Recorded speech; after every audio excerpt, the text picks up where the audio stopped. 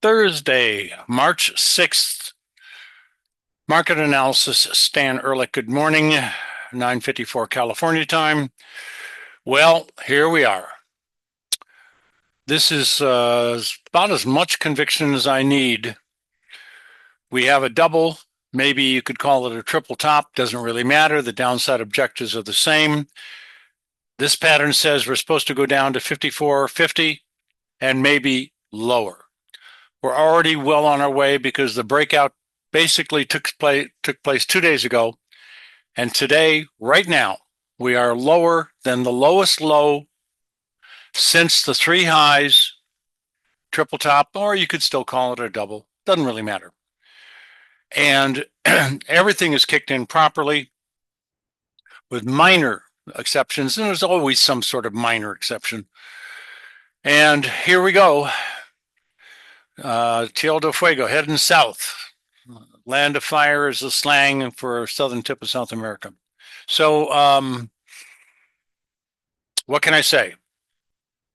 Any close above today's, yesterday's, or Tuesday's high would change my mind, at least on a short-term basis. But that's not happening. We have made new lows. We're down at those old lows. I know that we're close to oversold and have been in the last few days. I'm concerned about a rally, but we're not getting it. And I said the same thing yesterday. So I continue to favor the downside. Little bounces, maybe. Also, please note the volatility. The range from high to low amount, or what's called average true range, ATR, is increasing. In the last week and a half, or a little bit more. And bear markets, and I hate to say that phrase, but bear moves, and I'm not thinking this is the beginning of a bear market, but bear markets and bear moves fall faster, generally speaking, than bull markets. So that matches. Volatility increasing, ATR increasing. Looking for lower levels. And we're already down a half a day. Not to assume that you're going to duplicate what's happened already. That's not true. 10 points. Actually 11 at the moment. And not even the low, but close to the low. So I think there's a chance we could be down a whopping 15 or even more by the end of the day. We'll see what happens. We do have one support level. It's not that profound at 57.09 or very close to it. So there's not much stopping this from going down all the way to my objective at 54.50 or lower, except that this fairly good support and resistance range, which is between 55.64 and 55.25, 55.65 and 55.25, but that's not even close to where we are at the moment. So I'm not concerned about it, but I'll tell you now that that is probably going to be a place to bounce off of. Let's look at the 1 minute. New lows, last couple days, totally new lows. For how long now? Ever since early September. Spider. New lows for the week, for the month, and ever since early November. On its way down, first time it appears to want to break below, stay below, close below the previous low on January 13th. That's the key breakout. Downside objective on the SPY is in the ballpark of 543. And again, not too much support on the way down. The word free fall sort of comes to mind here. Spider, 1 minute, made new lows by a minor amount, is or was oversold yesterday and is very close to it today. So there could be at any moment a bounce, but again, like I said yesterday, and we do have these new lows. I don't trust it. I don't think it's going to go very far, and I don't think it's going to go for a very long time if there is a bounce. QQQ, not quite a new low like we had on Tuesday with Wednesday's bounce. Today we're going to close, it appears, in new low closing territory, and maybe very shortly we're going to be making total new lows to the move. QQQ 1 minute chart, very close to making those new lows. The NASDAQ is also the same, very close to making lows lower than Tuesday's lowest lows. Yesterday's bounce didn't go far, didn't do anything but come back up and stop right at the previous lows that was on January 13th. Classic short-term little bit of resistance. Excuse me. There we go, right there, January 13th. So, wow. And today's Thursday. Tomorrow's Friday, obviously. So at the end of a week, we do see sometimes people panicking into or out of positions and causing some extra zip, pop, bang on Fridays, especially before 3-day weekends. But we don't have one this weekend, I believe. Now, NASDAQ 1 minute. New lows, almost, not quite, based on the lows that were made just 2 days ago. The rally didn't go anywhere, didn't last very long. Sorry, just don't see it. I think it's going to bounce here a little bit starting, but I'm not going to be surprised if we have new lows at the end of the day, if not by a substantial chunk. YM tested the previous low on Tuesday in a support area, close to being oversold. It was oversold the last couple of days. So I think support's going to get broken. We're going to see new lows soon, minutes, hours, today. And then it's going to break below, which it has not yet, the January 13th low. So this is definitely holding up better and lagging behind what the indexes are doing relative to the 13th of January's important previous low. Plus, we did get a sell signal at the high of the market. That's great on the YM on January 31st. And it is a double top. You'll see that every one of the charts that I've shown you on the dailies has these arch marks at the top of the market. That's a triple for the E-mini, the double top for the spider, the double top for the QQQ. Nice one, actually, close. And the double top for the NQ. It is a matter of judgment as to how close the two different highs for a double top have to be in order to call it a double top. I don't know of any exact rule. The closer the better. Rarely are you ever going to get the same exact tick once in a blue moon. Very rare. So the closer the better. It can be a little higher, a little lower, but close. Also, it depends upon the amount of time between the two highs, or in this case, in another case, two lows, just the same pattern flipped upside down. So this is good enough for me. And I've seen thousands in 53 years. Next, YM, 1 minute, bounced off the earlier low. Don't think that's going to hold up. You know, don't close your eyes. You'll miss the breakout to the downside. Russell, not the same animal, no double top, just simply coming down, just like you would expect. In the case of the Russell, remember we have a gigantic multi-year trading range, two of them really, that are controlling the tops and bottoms on an intermediate to long-term basis over the months and quarters in the last few years. This whole mess started basically November 2020. We'll call it 21. So you got 4+ years of tops and bottoms there, broadly speaking, in general zones. So now we've got a little bit of room to go down another step, and frankly, one more to maybe even as low as 1815, now that everything is starting to fall apart much more appropriately than I've been talking about this for weeks. Go back and listen to one of my earlier YouTubes.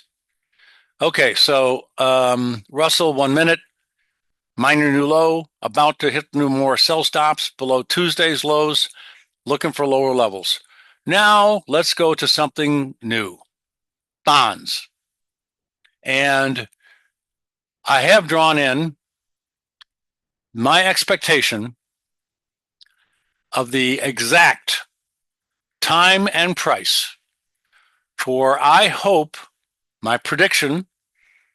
Past performance is not indicative of future results, and some hypothetical terms have some inherent limitations. Period. Standard NFA CFTC disclosure. So I'm looking for 115.11, give or take a couple of ticks, but on the 14th of March, or as close to the 14th of March as I can get it. So I drew a circle. About a week earlier it starts to about a week later it finishes relative to the 14th of March. And the middle of the circle is at the same price lows as the first shoulder, which was a double bottom in itself. And it is 115.10, 11, 12. I think the actual numbers is 15.11. Yeah, 115.11 and 115.12. So let's call it 115.11 and a half if you want to. But that's too detailed. I'm not going to be that right. As long as it turns around in this circle, I'll feel real good about this prediction. Now remember, this is just the low on a November, December, January, February, March, April, so to speak, 5 months or so, head and shoulder bottom. Good size, not super small. I would say medium to maybe medium plus. Anything like a year or larger would be big. The neckline slants slightly downward, great. The upside objective is for the head and shoulder bottom formation, 128.28, or let's call it 129. But that in itself, if we get there, and this bottom does form correctly, which I'm very premature, so it may not, but if it all works out, that objective of 129 is going to pull the trigger on a much bigger upside objective of a year and a half double bottom that says we're supposed to go up to 145, let's call it 146. And that is going to take probably the rest of the whole year, if not into next year. Very long-term projection for stuff I don't normally do. But when I see it, I got to say it. And that's what I see coming. Notes. Same exact thing. I haven't drawn in the formation yet on the note formation, but it's a little bit tighter, so I expect the lower notes to come a little bit sooner, faster. And the neckline slants upward very slightly, but it's there. There's your first shoulder. It's a single, not a double, on November 15th. The head of the formation is on the bottom there, and we'll see about whether it forms or can form that last shoulder in the next week or two or so. Stay tuned. Big, big move coming for interest rate futures if I'm right. Crude oil. Oversold the last couple of days, yesterday and today. Probably because it's very close to support, trying to turn up. I'm looking for bullish engulfings. I'm going to get green and a great buy signal it should be, but I'm not getting it yet. But I do expect a rally coming soon, but maybe a little bit lower in support. Same thing for heating oil. In support, not quite oversold, looking for reasons to get bullish. We've already had the down move. I don't think it's going down too much more. And natural gas, pretty much the exact opposite. Overbought, popped up above resistance, but it's now back into it in single day. So that's kind of like a false breakout. And I wouldn't be a bit surprised to see it come down to 3.5. And if it breaks below that, even lower. But it did stop at a little support area at 3.75 a couple of days ago. So that's one support. The next one is 3.565. The next one is quite a bit below that. Next, gold. Not real sure about gold and silver at the moment, guys, so I'm sorry to say I don't have too much to say. I need either a breakout to the upside or a break below the low of 28.45 in order to turn more bullish more quickly or more downside reactionary. I don't think this is a start of a bear market. I don't think it's going to do much but go down a bit more, a chunk more. And that could be if I'm bearish and I'm leaning in that direction, but not very certain about it. 2785 is the likely support level, and maybe even down to 2760 as to where I think this market could come down to. And I will draw this in very quickly for you. Okay, that's good. And right about there, I think, yep, that's it. And then that high over to here. I like it. I'm chopping off a bunch of good stuff. So that's not super profound, but not bad. Support area. I'm looking for that. Silver. Maybe a top formation in here. Neckline would be too sharp, so I'm not very fond about that. But there is that giant, very large, from May to January, February actually, head and shoulder top brewing. And if we start to sink and start to make lows lower than 31.35, we'll be getting very close to a major downside breakout. In the meantime, is it going to stop here in resistance? We don't have an overbought condition. We did, but it already had the retracement to get rid of it and almost got oversold. So again, silver and gold, a little bit ambiguous about my commentary. Now, platinum is between a big rock and a big hard spot. So we got major resistance up above in the yellow resistance zone, and the light yellow with surrounded by blue is a very good support zone. And I don't know, it could bounce back and forth in this thing for quite a while longer. It's already been doing it for damn near a year. So long-term major bullish or bearish breakouts will happen sooner or later, but I can't come to the conclusion at this particular point. Copper.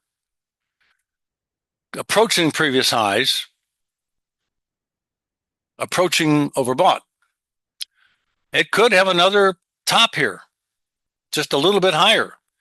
I wouldn't rule out maybe getting close to 5, but not sure about that.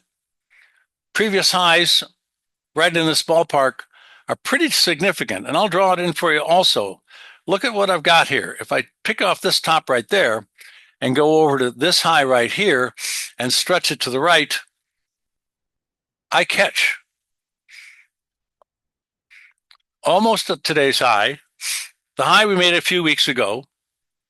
That one's on purpose, so you know that. That fell into place, and that high was also the starting point.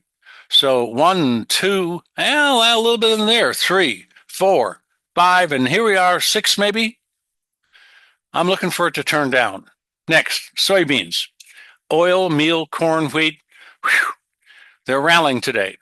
You know, I've been trying to justify a major long-term bottom. Came down a little bit more than I would have expected, but I did mention it might get all the way down to 997, a little bit below 10, which it did. Oversold, trend lines, support lines, oversold conditions.